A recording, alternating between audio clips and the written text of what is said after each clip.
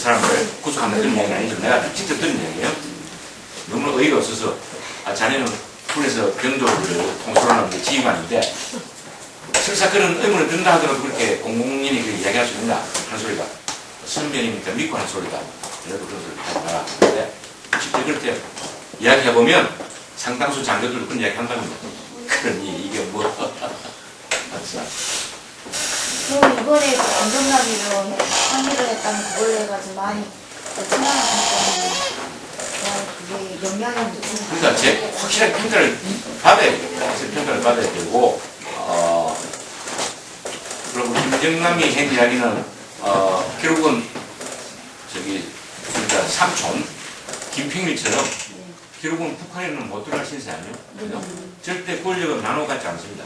나눠줄 수도 없고 그러니까 그런 신세를 누구도 잘 알고 있기 때문에 그래서 분명히 판단을 끊으면 상당히 어떻게 보면 김정남이고 용기도 있고 또 하나는 김정남 씨를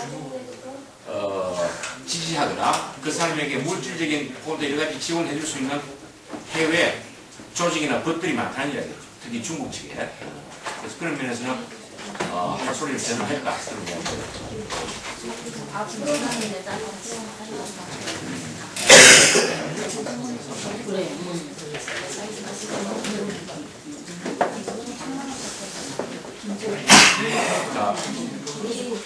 오늘 첫 때문에 제가 북한에 대한 이야기를 이런저런 이야기를 많이 할 수는 없고 또 특히나 또 공식적으로 북한의 인권에 관한 것이기 때문에 오늘은 대체로 이렇게 모금 답안을 가지고 이야기하는 식으로 합시다. 다음에 혹시 다음 달에는 여러분과 만날 때는 북한에 대한 많은 여러 가지 소스를 가지고 여러분과 대화를 할 수 있는 그런 기회도 가졌으면 좋겠습니다.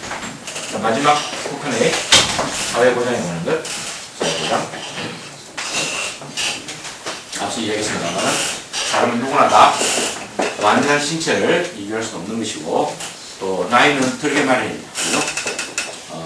또 한편으로 보면 잘 다니던 직장으로부터 갑자기 어느 날 세월 공부가 될 수 있고 그러니까 여러 가지 이유로 해서 그 사회에 적응할 수 있는 그런 기회를 박탈하는 경우가 많이 있는데 이때 이런 사람들을 보호해주기 위한 장치가 바로 사회보장이거든요. 그래서 모든 나라는 이념이나 체제에 관계없이 사회보장을 법률적으로 보장을 해주는 문구를 헌법 속에 집어넣기 마련이고 또 공산주의국가는 헌법보다 더 상위의 개념이 바로 당규약이죠. 당규약 혹은 당헌, 당헌법입니다.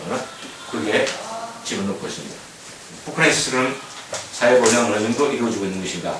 제가 이것이 북한 인권에 관한 아주 최신 자료를 통해서 몇 가지 살펴보니까 북한에서는 7.1 조치 이후에 사회보장 제도가 상당히 많이 지금 흔들리고 있다. 이런 내용들이 지배적이에요. 7.1 조치, 젊은 사람들은 좀 알아야 되는데 7.1 경제관리 개선 조치가 뭐예요? 7.1 경제관리 개선 조치가 어떤 것입니까? 네? 알고 있는 사람 간단하게 이야기해요. 7.1 경제관리 개선 조치. 북한 사회주의에서 어떤 말하냐면 기본적으로 북한 사회가 유지되어 왔던 보장제도의 일대 혁신을 가져온 것이 바로 경제관리 개선 조치다. 보장 대책은 보장 대책이라는 것은 공급체계도 있고, 공사, 또 의료보험, 여러 가지 형태에서 개선을 해보자는 그런 뜻이죠.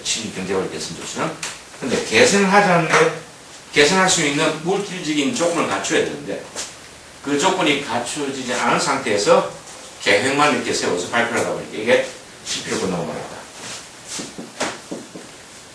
여러분들이 만일 앞으로 대학생들이랑 졸업 논문 쓸 때 7.1 경제관리 개선 조치가 왜 등장했고 이것이 어떻게 진행되고 어떻게 실패했는 것인가 이런 논문을 써도 훌륭한 논문이 될 것으로 생각이 드는데 왜냐하면 북한 사회주의의 인권도 관련되고 평등 뭐 이런 것들이 관련되고 또 어떻습니까?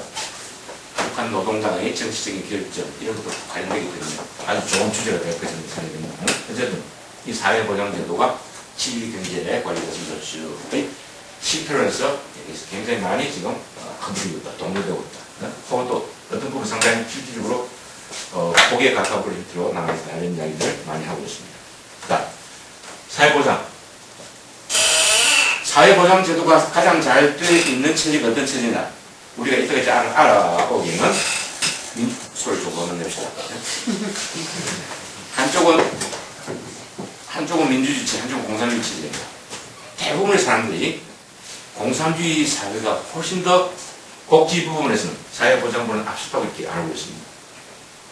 근데 이게 이제 예를 들면 공산주의 제도가 상당히 피크에 올랐을 때, 효율성이 높았을 때는 사회보장제도가 그만큼 잘 되는 게 사실입니다. 그러나 사회주의 체제를 이름 아시는 것처럼 이게 갈수록 하향 곡선을 걷다가 80년대 후반 90년대 이후는 거의 지금 공산주의 체제가 존재하지 않습니다.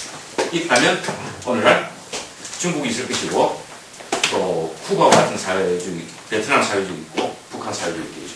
그러나 각기 조금씩 요즘은 다 개방을 하는 과정에서 많이 변하고 있습니다.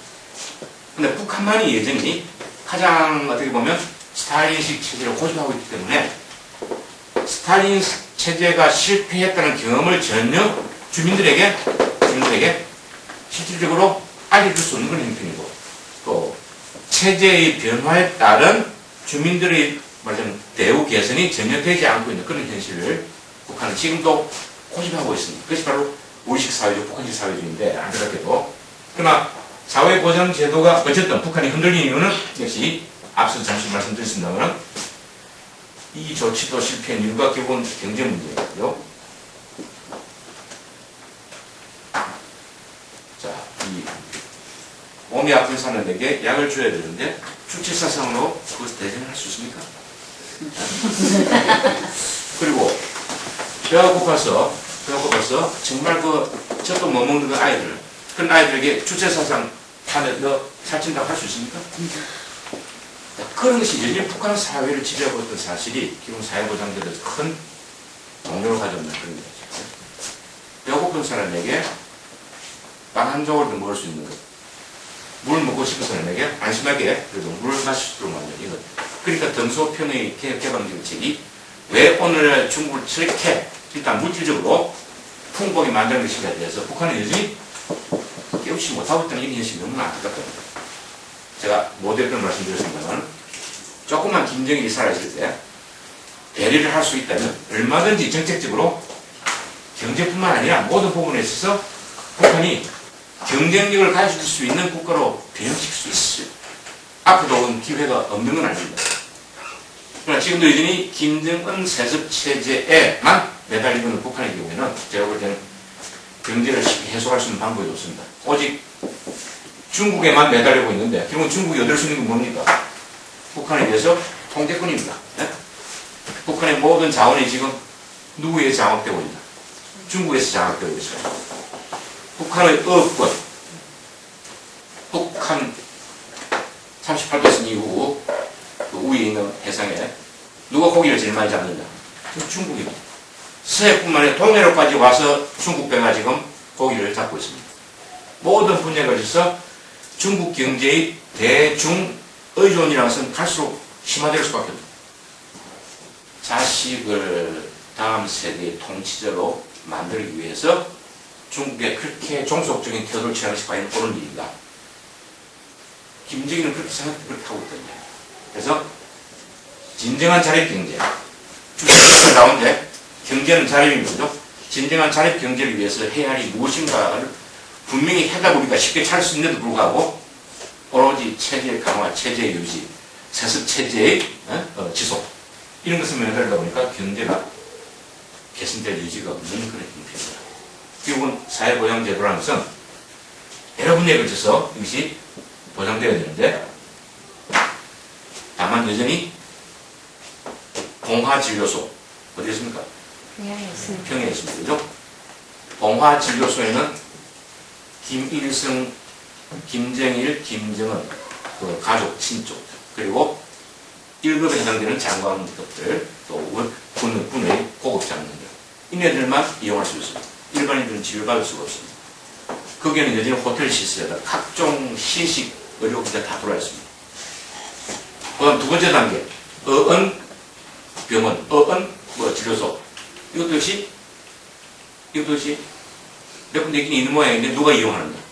차관급, 장년급, 또 인민배우들 이런 사람들만 이용할 수 있거든요. 일반인들은 이용할 수 없게 되어 있어요. 일반인들이 의료시설을 찾아갈 수 있는 곳은 많이 있습니다. 많이 있는데 가장 없는 게 뭐예요? 약이 없습니다.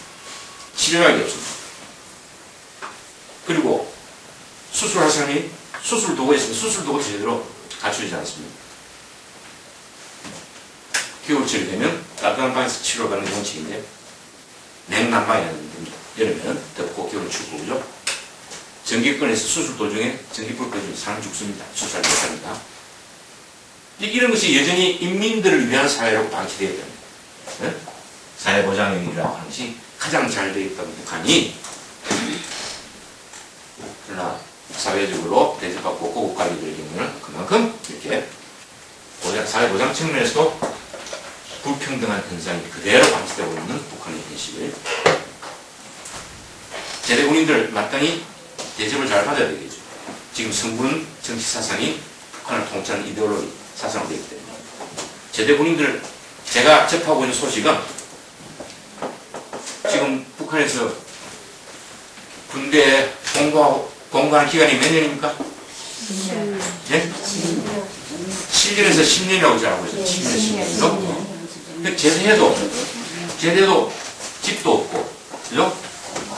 직장도 없습니다. 결혼도 못해요. 그럼 이네들이 할 일은 뭡니까? 정군 정치 사상으로 무장했던 사람들이 제대하고 나서 사회에 발을 디디기 힘듭니다. 그네들 할 수 있는 건 뭐냐? 사회에서 하지 말라는 일을 할 수밖에 없답니다. 사회 전체 일탈된 행위를 하게 된다. 그것이 북한 체제를 동료시킵니다. 신념상의 위기를 가져오는 문제점도 불구하고 평양에 앉아있는 사람들은 자기들이 권력만 세습받으면 모든 것이 잘 된다고 생각하는 것이 오늘날 북한에서 인식을 이원합니다. 지배층과 밑에 하층 주민들 간의 이중구조, 인식의 이중구조. 그런 측면에서 사회보장이 잘 되기 위해서는 경제가 회복되어야 되는 불구하고 경제 회복을 위한 북한의 적극적인 노력은 오로지 중국에만 목을 메고 이런 현실. 그런 현실에서 과연 한반도에서 핵을 둘러싼 6자 회담을 할 때 좀 빗나간다면 중국이 미국 입장보다 북한 입장을 편들어주고 능력하는 6자 회담 될 수가 없어요. 성공적으로 될 수가 없습니다. 이런 조건이라면 그런 측면에서 북한 경제가 빨리 정상화돼야만이 북한 스스로의 자주권 또 주체성 누누이 이야기하는 주체의 나라 아닙니까? 주체성이 회복되기 위해서는 일단 경제적인 조건들이 개선되고 개량되고 회복되고 이것이 되지 않는 이상은 주체사상도 결국은 김일성이 북한 주민을 통치하기 위해서 만들어낸 것으로 변질된 그 현실을 우리가 변명하기 어렵다는 거예요. 다시 말씀드리면 주체사상은 그 골격을 누가 만든 겁니까? 며칠 전에 타계하신 황장엽 비서입니다. 그죠?